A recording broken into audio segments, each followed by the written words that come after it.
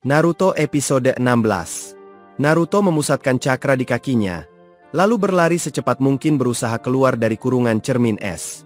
Namun, Haku terus membayangi setiap langkah Naruto melalui cermin-cermin es di sekelilingnya.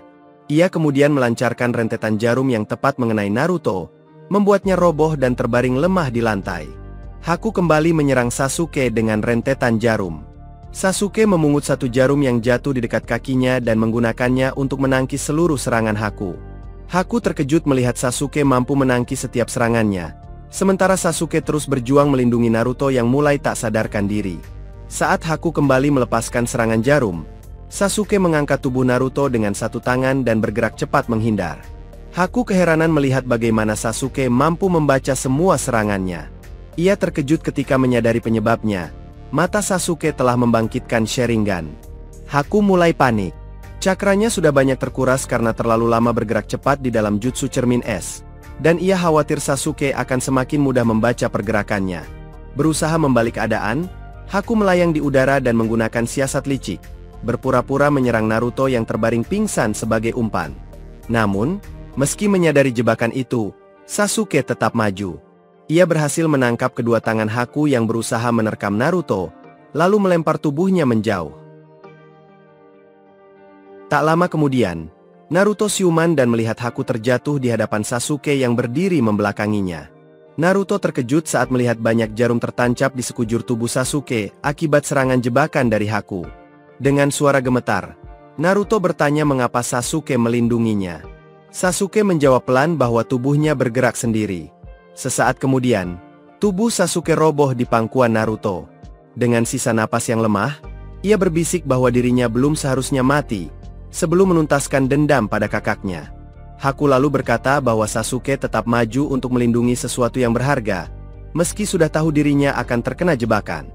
Ia menatap Naruto dan bertanya dengan tenang, "Apakah ini kali pertama kau melihat temanmu mati?" Seketika, Naruto dikuasai oleh amarah.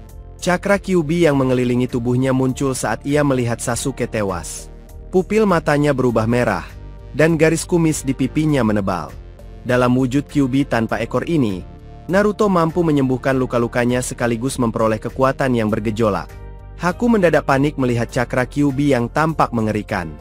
Zabuza pun bertanya-tanya, siapa pemilik cakra sebesar dan semenakutkan itu?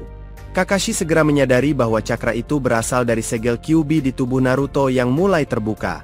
Kyuubi berusaha melepaskan kekuatan besar dari dalam diri Naruto untuk bisa keluar sepenuhnya. Naruto episode 17. Haku melancarkan rentetan jarum ke arah Naruto, tetapi cakra Kyuubi yang menyelimuti tubuh Naruto memantulkan semua serangan itu. Naruto kini mampu menghindari setiap serangan mendadak Haku, dan bahkan bisa menandingi kecepatannya. Naruto berhasil menangkap tangan Haku, lalu meninju wajahnya dengan keras hingga tubuh Haku terpental keluar, menembus kurungan cermin es. Akibatnya, jutsu cermin es milik Haku hancur berkeping-keping. Naruto berlari kencang dan bersiap meninju Haku yang berdiri di depannya. Namun, tinjunya terhenti tepat sebelum mengenai wajah Haku. Topeng yang dikenakan Haku hancur, dan Naruto terkejut mengenali sosok di hadapannya, pria berwajah cantik yang pernah ia temui di hutan. Haku lalu bertanya, apakah Naruto tidak tega membunuhnya? Ia juga mengingatkan Naruto bahwa dialah yang telah membunuh Sasuke. Diperlihatkan kilas balik masa lalu Haku. Saat menikah, Maimunah menyembunyikan statusnya sebagai pemilik Kekkei Genkai dari suaminya, Saiful. Suatu hari, Maimunah memergoki anaknya, Haku, sedang memanipulasi bentuk air. Ia menampar Haku sambil menangis, menyadari bahwa putranya mewarisi Kekkei Genkai miliknya. Tanpa sengaja, Saiful melihat kejadian itu. Akibatnya, ia membunuh Maimunah dan berusaha menghabisi Haku. Namun, Haku justru membalik keadaan dan menghabisi Saiful beserta teman-temannya. Naruto kemudian bertanya, mengapa orang paling berharga dalam hidup Haku adalah Zabuza? Haku menjawab bahwa, sama seperti Naruto yang ingin menjadi Hokage agar keberadaannya diakui di Konoha, Zabuza adalah orang pertama yang mengakui keberadaannya.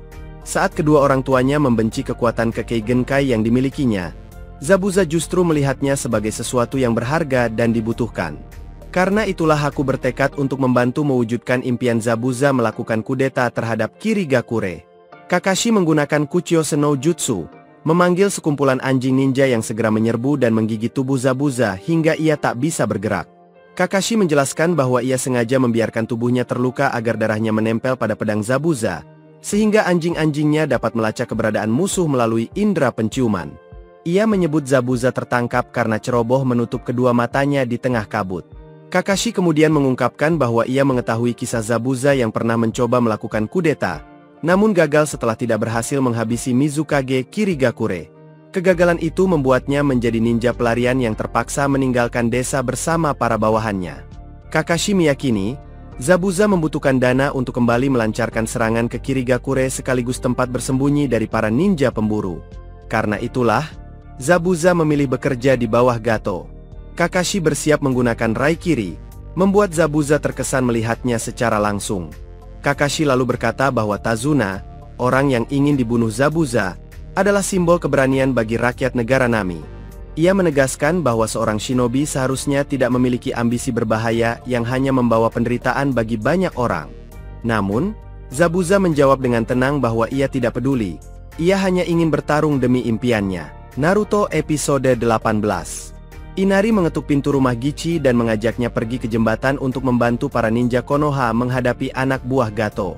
Tanpa membuka pintu, Gichi berkata bahwa ia takut menghadapi Gato. Namun Inari dengan tegas menyatakan bahwa ia akan tetap berjuang melawan Gato. Setelah itu, Inari berkeliling kota dan mengetuk setiap pintu rumah warga, tapi tak satu pun yang membukakan pintu untuk membantu melawan Gato. Sementara itu, Haku memohon agar Naruto segera membunuhnya. Naruto pun berlari ke arah Haku dengan tekad menghabisinya. Namun, Haku justru menangkap tangan Naruto yang hendak menusukkan kunai, lalu menghilang dari hadapannya. Di sisi lain, Kakashi berlari kencang, bersiap melancarkan Raikiri ke arah Zabuza. Namun Haku tiba-tiba muncul dan menghadang serangan tersebut, hingga tewas tertembus Raikiri Kakashi. Berkat pengorbanan Haku, Zabuza berhasil selamat. Zabuza kemudian bersiap mengayunkan pedangnya untuk menebas Kakashi dan tubuh Haku sekaligus yang berada tepat di hadapannya. Namun, Kakashi dengan sigap melompat menghindar sambil menggendong tubuh Haku menjauh dari tebasan itu. Di rumah Tazuna, Tsunami melarang Inari pergi sendirian ke jembatan. Namun Inari, sambil membawa busur panah, berkata bahwa meski masih bocah, ia sudah tahu cara bertarung sebagai putra dari Kaiza. Tsunami tertegun melihat senyuman Inari yang begitu mirip dengan Kaiza. Saat keluar dari rumah, Inari terkejut melihat sekelompok warga yang ternyata sudah menunggunya. Sementara itu, Sakura bertanya pada Naruto tentang keadaan Sasuke. Ia terkejut melihat ekspresi wajah Naruto yang tak sanggup mengucapkan sepatah kata pun. Sakura segera membawa Tazuna berlari ke tempat Sasuke berada. Melihat kondisi Sasuke yang tampak tak bernyawa, Sakura mengira ia telah tewas dalam pertarungan melawan Haku. Ia menangis histeris di tengah medan pertempuran, dan tangisannya yang pilu membuat Naruto merasakan beban batin yang berat. Di sisi lain, Kakashi berjongkok dan membaringkan jasad Haku di hadapannya. Saat itu, Zabuza berlari sambil bersiap menebaskan pedangnya ke arah Kakashi. Namun Kakashi dengan cepat menendang wajah Zabuza, membuat tubuhnya terdorong mundur. Serangan balik yang gesit dari Kakashi berhasil menancapkan dua kunai ke tangan kiri Zabuza. Kakashi berdiri di belakang Zabuza sambil mencengkeram lehernya, lalu berkata bahwa Zabuza dalam kondisi sekarang sudah tidak mungkin bisa menang melawannya. Zabuza berusaha menebaskan pedangnya ke arah belakang untuk menyerang Kakashi. Namun, Kakashi dengan sigap menusukkan dua kunai ke tangan kanan Zabuza yang tengah mengayunkan pedang. Akibatnya, tebasan Zabuza melemah, dan tubuh Kakashi sempat terdorong oleh ayunan tangan Zabuza hingga pedang raksasa Zabuza terlempar jauh. Kakashi kemudian menegaskan bahwa kedua tangan Zabuza kini sudah tak bisa digerakkan, sehingga ia tidak akan mampu menggunakan jutsu apapun lagi. Naruto episode 19. Tiba-tiba, Gato muncul bersama pasukannya dan mendatangi Zabuza yang sedang bertarung melawan Kakashi. Dengan nada sombong, Gato mengatakan bahwa tujuannya datang adalah untuk menghabisi Zabuza. Gato bahkan mengejek Zabuza yang kini tampak seperti iblis imut setelah dikalahkan oleh Kakashi. Zabuza kemudian berkata kepada Kakashi bahwa pertarungan mereka telah berakhir, karena ia tak lagi memiliki alasan untuk membunuh Tazuna. Gato kemudian menginjak wajah jasad Haku yang terbaring di lantai. Naruto pun marah dan bertanya, apakah Zabuza tidak merasa geram melihat tindakan Gato? Ia menegaskan bahwa Haku sangat menghormati Zabuza. Apakah Zabuza benar-benar menganggap Haku, yang telah lama hidup bersamanya, hanya sebagai alat? Naruto juga bertanya, apakah ketika seorang shinobi menjadi sekuat Zabuza, hatinya sudah tidak memiliki perasaan lagi? Zabuza, yang sejak tadi berusaha keras menyembunyikan emosinya dengan berpura-pura tegar dan mengaku sebagai shinobi sejati yang tidak terikat perasaan, akhirnya tak mampu menahan diri. Kehilangan Haku menghancurkan hatinya dan memperlihatkan sisi manusiawinya. Air mata mengalir deras di pipinya. Lalu ia berkata pada Naruto agar tidak mengatakan apapun lagi. Zabuza kemudian mengakui bahwa seorang shinobi, pada akhirnya, tetaplah manusia biasa. Zabuza meminta izin untuk meminjam kunai milik Naruto, dan Naruto pun memberikannya. Zabuza menggigit kunai itu dengan mulutnya, membuat Gato ketakutan. Zabuza berlari menerjang pasukan Gato yang menghadang jalannya. Tanpa ragu, Zabuza menebas dan menusuk mereka satu persatu, hingga akhirnya berhasil menancapkan kunai ke tubuh Gato. Namun, pasukan Gato segera membalas dengan menancapkan beberapa tombak ke bagian vital tubuh Zabuza. Meski demikian, Zabuza tetap terus menusukkan kunai ke tubuh Gato berulang kali hingga pria itu tewas dan terjatuh dari jembatan, tercebur ke laut. Setelah itu, Zabuza pun roboh dan terbaring telungkup di lantai jembatan. Tak lama kemudian, Sakura melihat Sasuke mulai siuman. Ia langsung memeluknya sambil menangis lega, lalu berteriak memberitahu Naruto bahwa Sasuke masih hidup. Naruto pun tersenyum bahagia melihat temannya selamat. Pasukan Gato kemudian mengungkapkan niat mereka untuk menyerang kota Nami dan merampas harta warga, karena kini mereka kehilangan sumber penghasilan setelah Gato tewas. Namun, langkah mereka mendadak terhenti ketika Inari menembakkan anak panah ke arah mereka. Pasukan itu panik saat melihat para warga datang membawa senjata dan berkumpul dalam jumlah besar bersama Inari. Akhirnya, mereka berhamburan ketakutan, melompat dari jembatan, dan kabur menggunakan kapal. Zabuza yang sekarat kemudian meminta Kakashi untuk membawanya berbaring di samping Haku. Kakashi menggendongnya dengan kedua tangan, lalu meletakkan Zabuza di sebelah Haku. Beberapa jam kemudian, Kakashi dan tim 7 menguburkan keduanya dengan penuh hormat. Keesokan harinya, Tazuna menyampaikan rasa terima kasihnya. Berkat bantuan tim 7 dan Kakashi, pembangunan jembatan akhirnya selesai. Naruto dan Inari menangis sedih karena harus berpisah. Tim 7 bersama Kakashi pun melangkah pergi meninggalkan kota Nami untuk kembali ke Konoha. Sebagai bentuk penghargaan, Tazuna memberitahu warga kota yang berkumpul bahwa nama jembatan itu adalah Jembatan Naruto, untuk mengenang keberanian dan semangat sang ninja muda. Naruto episode 20. Konohamaru, Moegi, dan Udon menghampiri Naruto dan menanyakan apakah ia memiliki waktu luang.